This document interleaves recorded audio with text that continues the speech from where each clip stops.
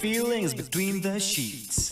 Why am I caressing my mama's fat knees? 세상을 보는 지역의 눈.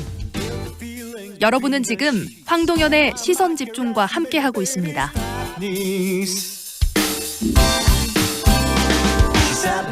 황동현의 시선 집중 3부 시작합니다. 8.15 전당대회를 통해서 더불어민주당 신임 지도부가 구성이 됐는데요.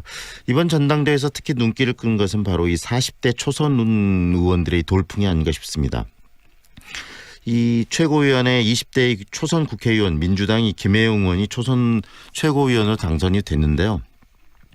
세대 혁신은 물론이고 이 청년들의 대변인 역할을 해줄 것이라는 그런 기대감도 큽니다. 오늘 김혜영 의원 만나보겠습니다. 안녕하세요. 예, 반갑습니다. 네, 김혜영입니다. 네, 예. 최고위원으로 이렇게 선출이 되셨는데 또 최고위원 최연소 최고위원이라는 또 타이틀도 달게 되셨습니다. 먼저 축하드리고 소감 한 말씀 이야기해 주시죠. 예, 먼저 존경하는 국민 여러분, 또 광주 시민 여러분, 그리고 당원 여러분들께 존경과 감사의 말씀을 드립니다. 네. 앞으로 이 2년이 문재인 정부 성공과 대한민국의 미래가 달려있다고 생각합니다. 사명감을 가지고 최고위원회 성실하게 임하겠습니다. 네. 초선 의원인 우리 김혜영 의원을 최고위원으로 뽑아준 이 더불어민주당 어떤 당원들 그리고 국민들의 어떤 염원, 바람은 어떤 거라고 생각하십니까? 예, 아마도 기존의 정치 관행에 물들지 않고 이 당의 변화와 그리고 신선하고 역동적인 당을 만들어 달라는 그러한 우리 국민들과 당원들의 주문이시라고 생각을 합니다. 네. 김혜영 의원께서 이 초선이시기 때문에 또 아는 분은 아시겠지만 이분 도대체 어떤 분이시지 하는 뭐 지역민들도 계시고 국민들도 계실 텐데요. 본인 소개도 좀 해주세요. 예, 저는 더불어민주당 최연소 국회의원입니다. 지역구는 부산 연제구이고요. 네.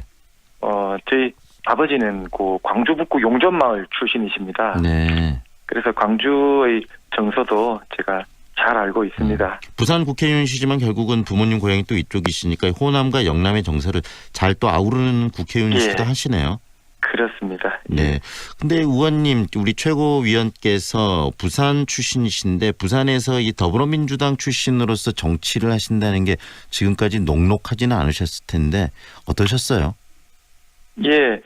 일단 부산 같은 경우에는 저희 민주당의 그동안 열세 지역이었기 때문에 일단 제1야당의 원외위원장으로서 잘 인정을 안 해줍니다. 네. 그러면 이게 이제 개인이 인정을 못 받는 것이 문제가 아니라 우리 제1야당의 위상이 또 관계가 되는 것이고요. 네.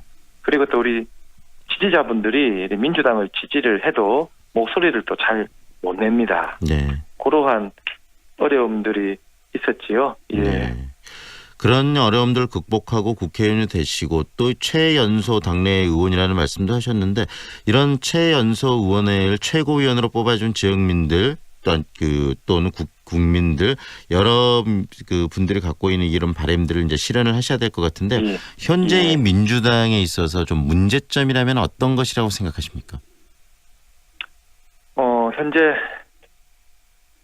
저희가 민생입법과 개혁입법을 완수를 해야 됩니다. 네. 완수를 해야 되는데 지금 좀 국민들 기대치에 못 미치고 있는데요. 네. 물론 그 이후로는 야당과의 협치가 부족한 부분 또 국회 의석수가 이제 부족한 부분 이런 것들이 있는데요. 네. 앞으로는 야당과의 협치를 좀 대폭 강화해서 우리 민생 입법들을 좀 통과시키는 데 주력을 하고 그리고 당정청이 좀 하나가 되어서 네.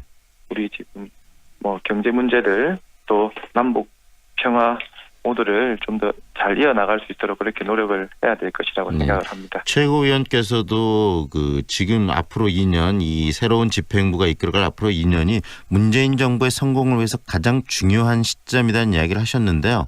결국은 의회, 이 국회가 이 행정부의 어떤 역할이나 그다음에 개혁 드라이브에 대해서 적극적으로 입법 활동을 통해서 도움을 줘야 될 상황 아니겠습니까? 그렇습니다. 네, 그런 부분들 좀 풀어야 돼. 그런데 지금 이 더불어민주당이 이 당의 지지율로 계속 떨어지는 것이 지금 정체성이 좀 모호해지고 있다. 이 6.13 지방선거 이후에 계속적으로 당이 좀 너무 좀 안일해진 거 아니냐 이런 지적들도 있거든요. 그런 부분에 대한 어떤 반성, 그다음에 좀 더 적극성 이런 부분에 대해서 또 젊은 최고위원이시니까 고민이 많으실 것 같아요.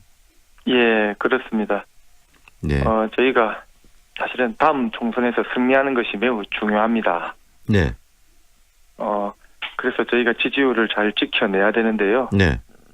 사실은 여러 가지 정책들에 대한 우리 당의 좀 그동안에 대국민 홍보라든지 설득 네. 노력이 조금 그동안 좀 부족한 면이 있지 않았나 그렇게 생각을 하고요. 네. 그리고 우리 당이 좀 정부를 견인할 수 있는 그러한 역할도 조금 더 적극적으로 해야 된다고 봅니다. 네. 그리고 또 이 일자리 문제는 이 청년 문제와도 굉장히 중요한 부분이고 또 예. 문재인 정부가 끌어나오고 있는 이 소득 주도형 성장 이 부분도 이 서민과 청년들의 삶과 굉장히 밀접하고 예. 그다음에 최저임금제도 굉장히 중요한 부분인데 이런 부분이 또 사회적 갈등의 또 중심에 있거든요. 그런 예. 부분에 대해서는 어떤 방식으로 이 문제를 해결하고 또 더불어민주당이 적극적으로 이 아까 이 정부와의 그 적극적인 협조도 중요하다는 말씀하셨는데 그런 부분을 예. 이끌어내실지에 대한 고민, 그다음에 생각도 좀 들려주시죠. 예, 모든 정책들은 또 긍정적인 부분이 있는 반면에 또 생각하지 못한 또 문제점들을 또 발생시킬 수 있는데요.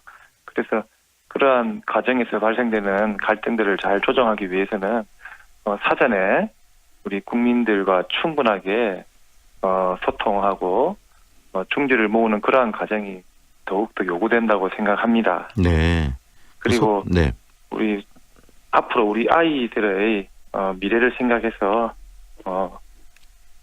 너무 근시안적인 정책보다는 좀 네. 장기적인 안목을 가지고 정책을 해나갈 필요가 있습니다. 네, 우리 최고위원님 소통의 이 중심에 결국 최고위원님께서 적극적인 역할을 하시겠다는 말로 들리네요.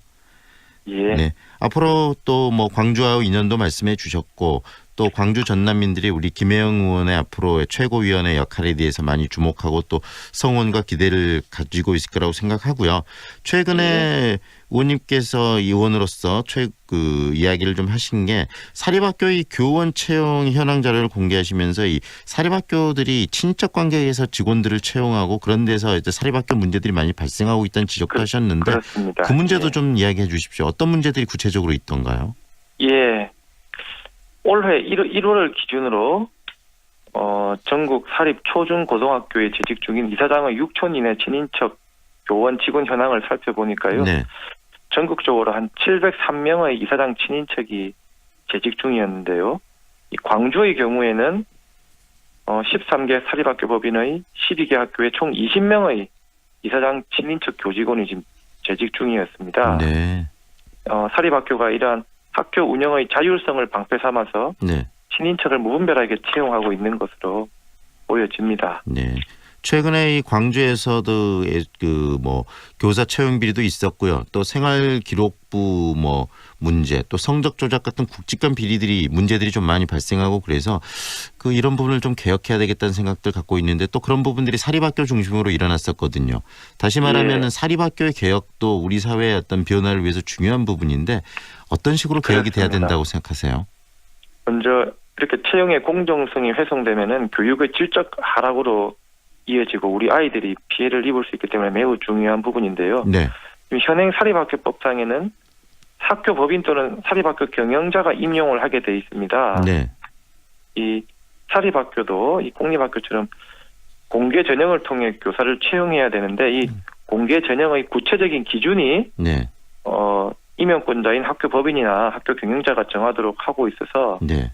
사립학교들이 이를 악용하고 있는 예들이 있습니다. 네. 그래서 이 사립학교법을 좀 개정을 해서 네. 이 투명하고 공정한 인사 시스템을 갖추도록 하고 그리고 그렇기 위해서는 조금 더 세밀한 기준을 만들어야 됩니다. 또 네. 채용비리 적발 시에는 강력한 좀 징계 방안도 만들어져야 된다고 봅니다. 결국은 사립학교 부분에 있어서는 이 교육청이나 이런 어떤 교육행정기관들의 어떤 지시나 그다음에 지도나 감사 이런 부분들이 제로 역할을 할 수 없는 이런 사립학교법에 문제가 좀 있는 거네요. 예, 그렇습니다. 네. 그리고 네. 이 정부와 교육청이 이러한 사학에 대한 관리와 감독을 사실은 더 강화해야 합니다. 이 네. 국가의 예산 지원이 많이 이루어지기 때문에 공공성을 위해 네. 충분한 관리 감독을 해야 된다고 봅니다. 네. 앞으로 최고위원으로서 우리 사회의 어떤 변화, 개혁의 중심에서 참 많은 역할을 하실 걸로 기대가 됩니다. 오늘 말씀은 여기까지 듣겠습니다. 고맙습니다. 예, 고맙습니다. 이게 더불어민주당 최연소 최고위원으로 이번에 당선된 김혜영 최고위원과 이야기 나눴습니다.